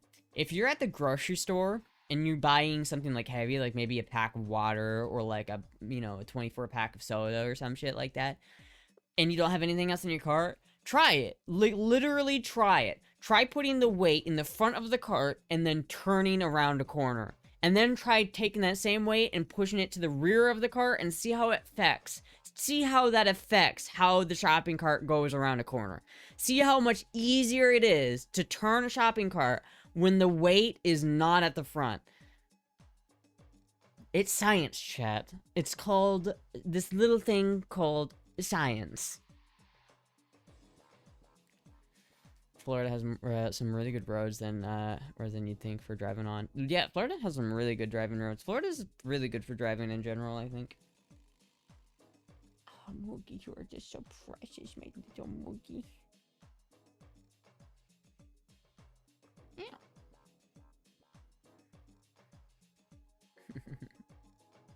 You get out of the city for sure. Oh, yeah. Well, the back roads are basically just racetracks. I mean, the back roads are fucking fun. If I wasn't worried that someone else was gonna be coming the other way, I would fucking rip it on those fucking back roads. I mean, literally, that's where I've only street raced allegedly one time, and it was on back roads in Florida in the middle of the night. So I mean, like, listen, it's pretty good. It's pretty good. All I know is that the RX-7 looks nice, but I ain't touching that engine. It's a pain in the ass to rebuild, and a pain in the ass in a good way. It's not even true, Ronnie. I've rebuilt rotary engines many times. It's no more difficult than rebuilding a piston engine. It's literally easier in some aspects. Literally, it is easier. If I had to rebuild a rotary engine right now, I would feel more confident in my ability to rebuild a rotary engine than I would have a confidence in my ability to rebuild a normal engine. And I would have full confidence that I could rebuild a normal engine. So it's like, rotary engines are not complicated. The hardest thing about rebuilding a rotary engine is getting the rotors in without the seals falling out. And there's a simple solution to that problem, and it's called Vaseline. What you do, chat, is you take the rotor, you put the seals in the rotor, and you slather so much Vaseline on it that none of the seals fall out when you tip it over, and then you put it in. Boom. They're done. You're done. Like, it's not hard. It's like building a sandwich, chat. You literally, you put down the bottom housing, the bottom iron, you put on this housing, right? You put on the center iron, not the center iron, you put the rear of the engine on, which is like the back iron, then you put on the housing, the rotor housing, and then you put in your eccentric shaft, and then you put the rotor on top of that, and then you stick it down in there in the eccentric shaft, and then you put on the center housing on top of that, then you put another housing on top of that, and then you put the other rotor on top of that, and then you put on the front iron on, and then you sandwich it all together, and then boom, you're done. It's not hard. It's really not hard. People are always like, I won't touch a rotary engine. They're complicated. They're not complicated. It's really not. They're just different. They're just different. That's all. They're not hard. They're not hard at all. In fact, I would say rotary engines are a breeze to work on. Vaseline in a rotary engine is the rotary solution. It is. Well, because Vaseline is petroleum based, so as soon as you start the engine up, it just burns right off. In fact, actually, when I rebuild rotary engines, I coat them in Vaseline, because when you're just starting the engine up for the first time, that Vaseline helps the engine not scrape up the sides and not eat itself alive on the first couple of spin ups before it's gotten oil into the system. Because remember, chat. And, like, for me, a rotary engine, I'm usually deleting the OMP pump. So I'm gonna... Until the fuel gets to the engine, it's gonna be running without oil internally, essentially, for a couple of seconds. And so having that Vaseline in there really helps lubricate things before the engine gets going. And then when it does get going, all that Vaseline just burns right off. So it's actually a really, like... ask any rotary engine rebuild guy, and they're probably gonna tell you Vaseline is the move. She had to rebuild a rotary engine many times. Why? Well, that was my fault. I've rebuilt a rotary engine a couple times. My brother had an RX-8 that I rebuilt the engine on. So I've rebuilt the rotary engine on an RX-8. I've rebuilt I don't know if I rebuilt the 12A, but I tore down the 12A. And then I rebuilt my 13B a couple times. So for this full story, chat, I bought my RX-7 in like 2017, and it had the stock 12A engine in it. However, it was from Tennessee originally, I think, and so it didn't have any coolant in it. It had water in the radiator, and I didn't know that. So when the winter came, I basically just like I looked outside, or I got home one time with my mom, and then I looked underneath my car, and it had icicles underneath it, and I was like, oh no. And so basically that engine got fucked because I didn't realize there was water in the coolant system, and then in that winter it froze and it fucked it up. So then there was this, there used to, and they closed down a while ago, but there used to be this rotary shop in Council Bluffs, Iowa, where they had a bunch of rotaries, and they used to do a bunch of shit. And some guy, I guess, turbo 2'd his FC a while ago, and so they took the FC engine out of that car, and it had been sitting on the floor shop of this guy's rotary shop for a while. It had been there for like over a year, I think. It was just sitting on the floor with just this 13B. And so I literally bought it from him for like 250 bucks. I bought like a whole rotary engine for like 250 bucks off of him. Got it running. I mean, it fucking turned it over a little bit, got it running, it ran. It ran just fine. But because I had sat on the floor for a year, I decided that I wanted to put a rebuild kit in it anyway. So at a certain point, I took the engine out. Not that it needed it, but I took the engine out. I took it apart, rebuilt it, put everything back together, and then chat. It ran, and I think it was fine for a while. And then there was something that I had to do to it. Like there was something with the oil hose where I needed to do something with the oil hose, and I wanted to get it to drive it someplace, and I didn't want to wait for the adapter for my oil hose. And chat, this is an embarrassing story. This one's really embarrassing for me, because this one's fucked. This one's like, I'm gonna lose so much credibility for this, but like, give me a break. I was like 17, okay, before you hear this story. I was like 17. But basically, my oil hose, for like, because I had an oil cooler, right? I think that was the problem. Is like before I didn't have an oil cooler, and I wanted an oil cooler, so I added an oil cooler to the system. But the oil hose didn't attach back to the front housing of the engine properly. Like they didn't, like there wasn't I needed an adapter. They didn't work. So my dumbass. And I blame the guy at Ace Hardware for giving me this idea, but it's really my fault for not realizing how terrible of an idea this was. But my genius, my infinite wisdom, I took the oil hose and I JB welded it to the fucking front housing, and I was like, this will hold. This will be great. This will be great. I'll JB weld my oil hose together, and then this will be amazing. This will no way this goes wrong at all. And so I started it up. It was holding fine, and I was like, ah, yes, this is a good idea. It's time to go drive to school. And I got probably like a mile down the road before my engine seized, and it was like, oh. Oh, I see. I see the problem here. I see what happened. So, it was my fault, chat. It was not the engine's fault, but the engine did indeed seize, and I had now a seized rotary, and I was a bit sad. However, because I deleted the OMP pump and I was pre-mixing my fuel, the actual internals of the engine were mostly fine. Like, the housings were all fine, the rotors were fine. The only thing that wasn't fine was the eccentric shaft and the main bearings, because they had welded themselves together, right? But all I had to do was take the engine apart again, and then rebuild it with a master rebuild kit, and I had to put a new eccentric shaft in it. But once I put a new eccentric shaft in that bitch, and I fucking put a new rebuild kit in that bitch, that motherfucker ran. And you know, chat, it took me $300 to take a seized engine from a seized engine to a running engine. It was $300. You gotta admit, chat, there's not a single other engine in the world that you can fucking seize and get it running again for under $300. You're not doing that. That was I will say, not proud of how I got there, but I'm proud of the fact that I fucking got that shit rebuilt for that price, right? But then it's been running ever since, and chat, I've put a good amount of miles on it since I did that rebuild, and it's been growing strong. It made it to Florida. I didn't make it back, but the car made it.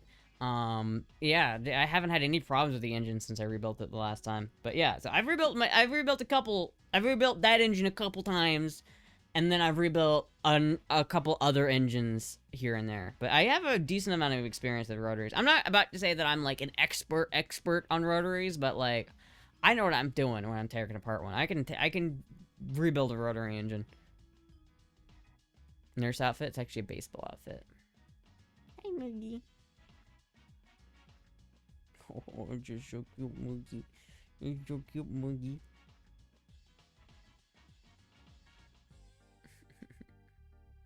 Normal engines don't seize? What the fuck do you mean normal engines don't seize?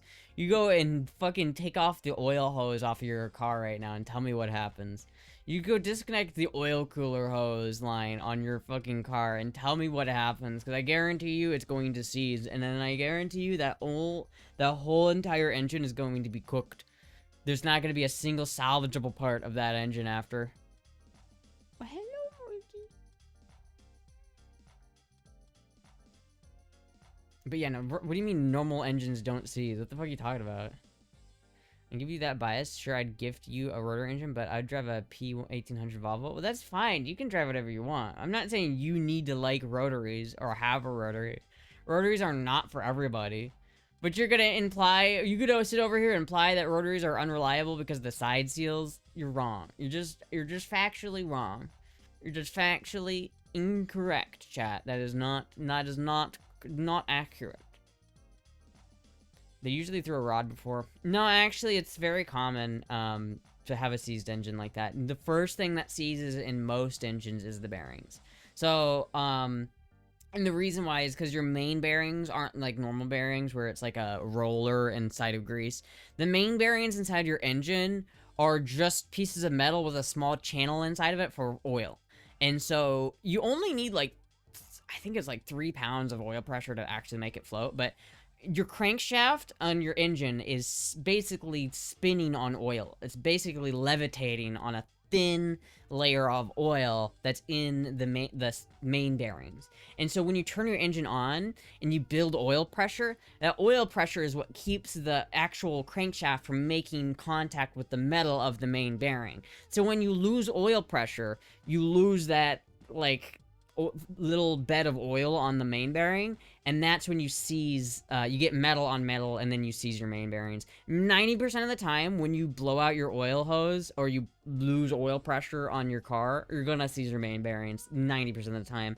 On a normal engine, too, like, oil pressure is used for a lot of things on a normal engine, so you could actually fuck up a lot when on a normal engine, like much more than just the main bearings. But the main bearings are the weakest link, typically, so generally speaking, when you seize an engine, it's the main bearings that go first. At this point, I'm just teasing you. At this point, I'm just like, I'm just being mechanicstra. I'm just like, I've opened up the file of all of the school bullshit that I know about. I'm like, actually, chat, I know about this stuff. I'm educated. I went to school, chat.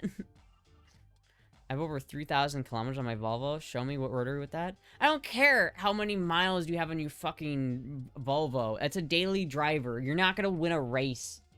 I can beat you in a race with my rotary over that fucking 2.3 liter. Like, my rotary, which has been sitting for 3 years, could beat your piece of shit Volvo in a race. In a fucking drag race, in a fucking togue, in a fucking autocross, whatever you want to do. I will beat the fuck out of you in that car. But I will say, Volvos are good cars. I'm not trying to shit talk Volvos. Like, Volvos are great. But they are reliable. Like, that's their point, is that they're go to hell. Like, you could, I think the most reliable engine ever made, period, was a Volvo. So, I mean, Volvos, that's just Volvo's thing. And there's nothing wrong with that. But it's like, you're not ever gonna convince me that it's a better race car. The file of the engine, OCD, I have my own about that in regards to two-stroke CVT tuning. Two-stroke CVT, ew. I would, honestly, chat, one of those old, like, 80s Volvo, the bricks. Like, if I could find a turbo diesel Volvo with a manual transmission, I would drive that. That would be a daily driver for me. I've seen a couple of them out there every once in a while, but I would daily drive the shit out of that. I wonder if I could find one of those. I would maybe go for that over the Mustang, to be honest with you. If I could find, like, if I could find something. Hold on, chat. Let me look to see if I can't find what I'm trying to find here.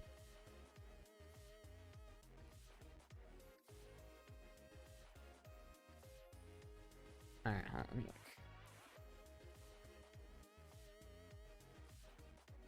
Astra calling people out with a car that's been sitting in a field for 3 years? Exactly. Exactly.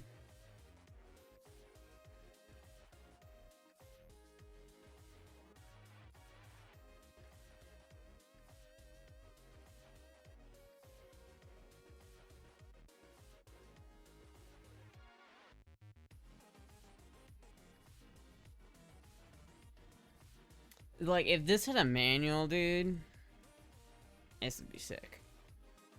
Like, if this just had a manual, like, if I could find one of these in a manual, I would drive the fuck out of one of these. like a 95 Volvo with a manual transmission. Damn it.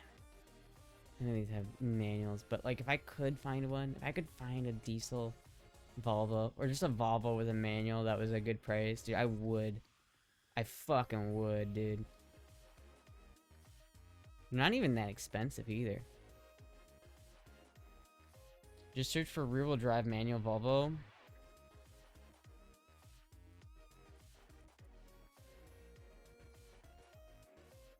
Facebook sucks, and I can't like do that because Facebook won't let me. Facebook won't let me like it won't let me select manual transmission and Volvo. So if I'm gonna select manual transmission, I just have to search for cars in general. Make, maybe I go to make, and then I go to Volvo down here, maybe, question mark? I can't. There it is. So for Volvo with a manual transmission, there's nothing on Facebook. That one's automatic. This one's automatic. But like, I like the wagon too. Like something like, if I could just get this exact car in a manual, like that'd be sick. Man, automatic.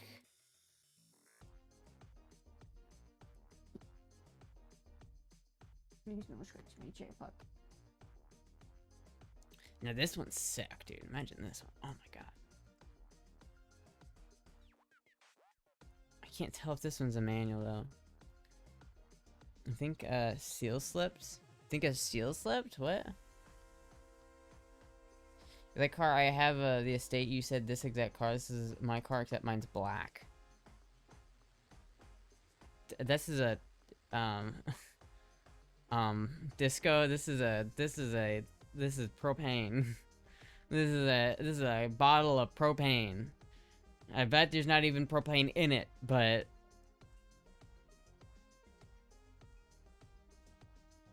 wow.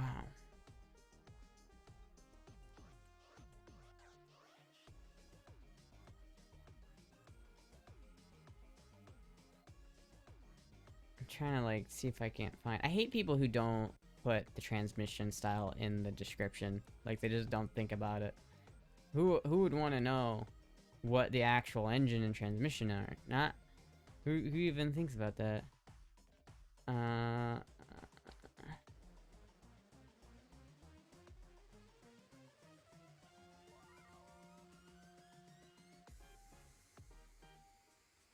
Automatic transmission. Okay. Garbage. Ooh, this one says manual.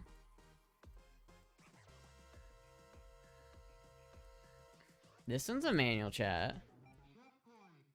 Ooh, yeah. Dude, I could fuck with this, honestly. I would fuck with this. I mean, it's black, so it'd probably get super hot in the summer, but this one, I'd fuck with this. For 3 grand, this is not terrible. Not terrible, chat. The streams don't mention that car. I like this, chat. It's got 180,000 miles. Not actually bad for that either. Honestly, chat, this is a fucking nice car. Like, honestly, I'd probably go with this over the Mustang. Like, I would probably pick this over a Mustang, if I'm being honest with you. No engine? It has an engine. I think it's a 3-cylinder. No, it's a 4-cylinder. It's got this tiny... I bet it's slow as shit. But it's got a turbo, chat. It's turbocharged. That'd be the first turbocharged car I ever owned. 31 weeks? I bet I could offer this guy 25 for this thing, and I think he takes it. Imagine I can get this from 25. Dude, I like this thing. I'm gonna keep this listing open. I like this. I would fuck with this. It's turbo? 10 grand if it's done right. It is a turbo. Selling my 1983 Volvo 244 GLT, a rare manual GLT that currently does not have an engine installed. What? Does not have an engine installed, but all the performance parts are there. No engine installed. Okay, well, I guess not. With engine, 8,000. So he wants 8,000 for it with the engine.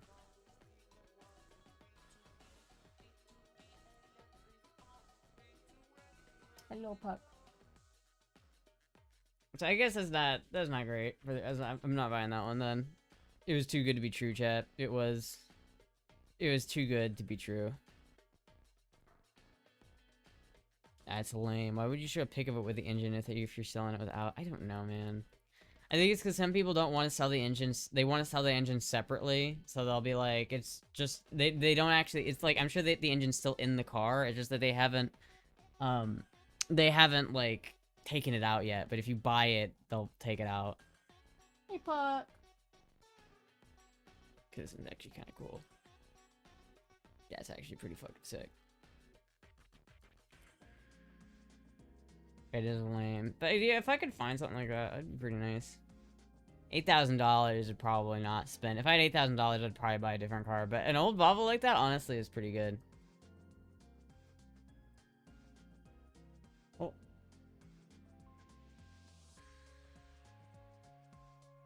Moody got spooked by the rain. Alright, well, at least now I can do a fit check.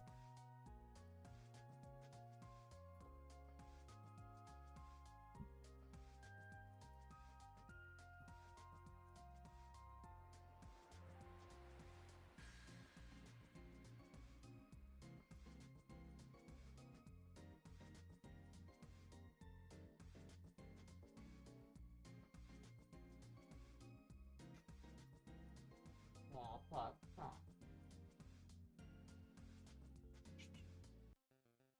Okay. I think she's a bit spooked because it's raining. They're both a bit spooked. It just started raining like super hard out.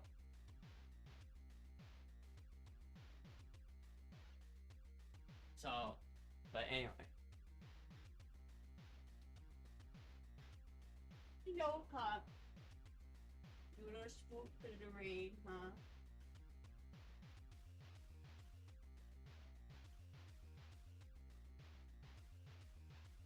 Lovely fucking dress. It is nice.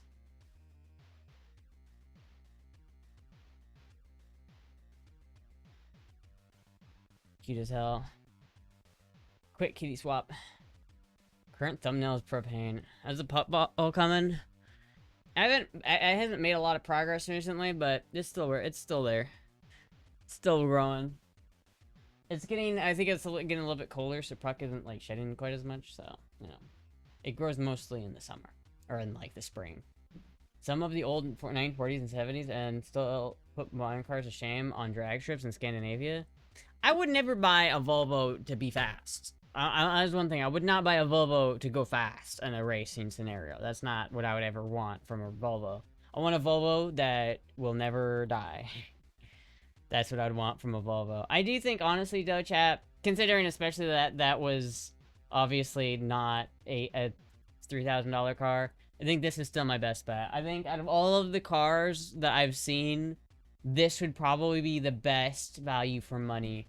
Oh my god, fuck, you just scared the shit out of me. Hi. I think this is the best value for money. It's this one right here. I think this is. I think it's got a rebuilt title, which is not great, but other than that, it looks like it's got 107,000 miles. It's from Canada. It's from Canada, eh? It might have rust. That might be something to consider if it's from Canada, but maybe it's from Mexico or something instead. I don't know. But it's yeah, I think this is like the best car I could buy right now. Look at the left side. This is the only picture.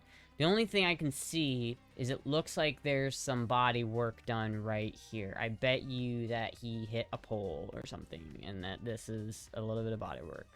Which is fair. I don't really care. Obviously, that's kind of fucked up, and then obviously the dash here, this little thing is a little bit fucked up, and the steering wheel is missing some buttons. But honestly, like, it's not bad. Like, for $4,000 for a car with a Mustang with 100,000 miles for a 2004. This is exactly what I want. This is the latest version. This is the last version of the Mustang before they switched to the new generation after this, which I did not like as much. I wouldn't buy the next generation. I feel like it wouldn't be as reliable. Is that a V6? It is a V6. It is a V6, and it does have a rebuilt title. But yeah, basically you're paying, I think it's cheaper because it has a rebuilt title, but it looks pretty fucking solid, like, other than that. Like, I'm pretty sure this would be the best car I could buy. I could probably drive this car for 10 years if I bought it. I feel like I could drive this car and daily drive it for, like, actually 10 years. Puck is gonna fuck me up. You got the zoomies, huh, Puck? Is the rain giving you some zooms? You said it's a Mako paint job, so the clear coat might be ass. It could be. I don't know. And, you know, I don't really care about the aesthetics as much. You know, I'm really only care about the car itself and if it's a good, reliable running car. That's the only thing I really care about here. So, honestly, I think this is the move. But, I don't know. It just depends on if it will... What the fuck? Hello? It just depends on if it will still be here by the time I actually have money to buy a car. Which I don't think it probably won't. But that's the kind of cars that I'm going to go for, is most likely, is that specific style of Mustang. Like, if I could find that Mustang when I have the money to buy it, then that would be it. Like, if I had $4,000 right now, I would straight up buy that car. Canadian cars have kilometers per hour, yes, and that's what that car has. That's another thing about it, is I'd have to learn how to the conversions really well. Because the speedometer's in kilometers per hour, so it's like, oh, fuck. Is Pug jealous that Moogie's your favorite? Moogie is not my favorite. I love both my cats equally. You couldn't ask me to pick a favorite. Like, I couldn't. I love both my cats. Puck, they're different, obviously. Like, they have different, like, things that I like about them, but they're not... I couldn't ever pick a favorite. Personally, I'd stay away from convertibles in Florida. It rains too much, but that's just me. Yeah, but I kind of would like it, though. You know, I did drive down with the top down on the Beamer a couple times, and it was really fun. Like, I like the idea of having a convertible. And that one has a new convertible top. Like, the reason why I like that one is it's already been replaced, like, not that long ago, so... With the amount of work put into the engine, there's probably going to be still... There's probably a problem with it if they're selling it. I mean, not necessarily. Obviously, I'd have to look at it, but it doesn't necessarily... I mean, I think for what it is, I think it's not underpriced. I don't think it's underpriced for what it is. I mean, it's a 2004 V6 Mustang with 100,000 miles and a rebuilt title. So, the rebuilt title is doing a lot of heavy lifting there for that cost. I mean, that's the other thing. If you did buy it, if I ended up buying it, it would be a lot harder to sell because, again, rebuilt titles are kind of just rebuilt titles, right? No one wants to buy a car with a rebuilt title. Every time I had to buy money to buy a car, I wanted the P1800 Volvo. First Bond car got ripped away. I doubt I'll ever afford one now. Damn, that sucks. Yeah. It do be like that sometimes, though.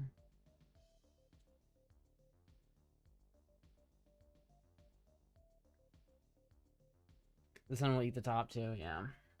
Ideally, if I could find one specifically, like, if I could find one that's white with a cloth tan interior, that would be perfect. That would be perfect. Not leather, because, like, that one has leather seats or pleather seats, which are tan, so they're not that bad, but even then, I would still rather have, like, I would much rather still have, like, you know what I mean? You know what I'm talking about, chat. You know what I mean. You know what I mean. You know what I'm talking about. There's something funny going on in my pants. It happens every time I watch Astra. Should I see a doctor? Does anything else? Does anyone else get this? I don't know what you're talking about, man. I know, chat, but who needs cars anyway when you have a motorcycle that almost runs? Who even needs a car when you have a motorcycle that kind of somewhat runs? Just remember the Jeep was super fucked and that basically knew and lied about it before I bought it, so you got fucked on private sale. Yeah, you get fucked on private sale, but I would not buy a car through a dealer. You'll get fucked through a dealer just the same way. You think a dealer won't fuck you? And plus, when you go through a dealer, you have to pay for dealer fees and trust their mechanic who went through it. I don't fucking trust your goddamn shitty ass mechanic. Fit check? I'll do a fit check in a little bit. I just did one. I fixed the coil. I think I did fix the coil. The problem was that so the coil has these two little clips that hook into there. And they're just like two pieces of metal that kind of fold in to kind of grab the thing, you know what I mean? And it was just loose, and I think it just came out because it wasn't on there very secure, so I took some pliers and I bent the piece of metal in a little bit, so now it's much more secure on there. So I think I fixed the coil issue. So ideally, I think I fixed the coil issue, and I maybe have potentially fixed the carburetor issue, so now the only thing I have left to deal with is the handlebars being slightly bent. And so I took the risers off and I have new risers that I'm gonna put on, but I just need to get longer bolts. So in like 2 minutes, I'm gonna end the stream, and then I'm gonna go to Home Depot really quick before they close in an hour, and I'm gonna find those bolts, and I'm gonna buy them, and then put the new standoffs on, and hopefully it will be good. I have a black 940 exterior with a black interior, and I get into that car, it's summer, I die internally. Yeah, dude, I live in fucking Florida, bro. Hot. Like, the worst car to have is a jet black car with like black leather seats. Like, that is, you will be, and like a metal, like a stainless steel shift knob. You will be in pain, dude. 2 steps closer. Don't forget the nuts. The risers I bought came with nuts, so I'm not gonna replace the nuts. But I just need to get the same bolt, but just like slightly longer, like literally like a half inch longer or an inch longer.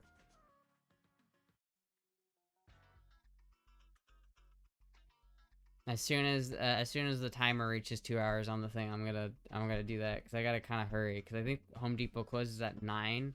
And I would like to get there before they close so I can do it. I probably won't test drive it until Saturday, but that's okay. I had a metal knob on my VW shifter and it got super hot. Yeah, like especially like a stainless steel metal shift knob in a black car with black leather seats, dude. I can feel like the underside of my legs cooking and my hand just sizzling every time I go to shift gears. It's just like you ever had it so it's so hot that the steering wheel is hot to touch? Like, you can't even touch the steering wheel because it's so fucking hot? Like a half inch longer. Alright. So much for a short stream. Yeah, sometimes it be like that. Sometimes I'm like, I'll do a short stream today, and then I just don't. Sometimes you get in the groove of it. It was the rants. It was the rant on the car. You got the car rant. That gave me some energy. I had an 8-ball on my shifter too, and it got hot. Yeah, well, I had like a resin shift knob, and it gets hot. I mean, it just like, I think no matter what you do in summer, it's gonna get hot. Which is why I want cloth seats, because even if it's hot, cloth seats won't burn your ass. But I guarantee you, if I got that Mustang, which again, I don't think I'm gonna get that specific Mustang, but if I did get that specific Mustang, I guarantee you, I would wear like shorts or something, and I would just absolutely burn the underside of my legs right here as I sit down on that. Because I guarantee you, even though it's tan, that shit would get hot as fuck. I don't like steering wheel covers, they're too bulky. I don't like the steering wheel being bulky, I like it being like thin and nice. Anyway, chat, I gotta kind of run to the hardware store to hopefully get that before they close. So anyway, thank you everybody for watching. I don't think I'll be live again tomorrow. Thank you, Ronnie, for the subscription. You're cute. Aw, thank you. But yeah, I'm gonna dip. I gotta go run to the Home Depot. I'm probably not gonna stream tomorrow, but I'll be live on Saturday. So thank you everybody for watching. I will be live later. Goodbye!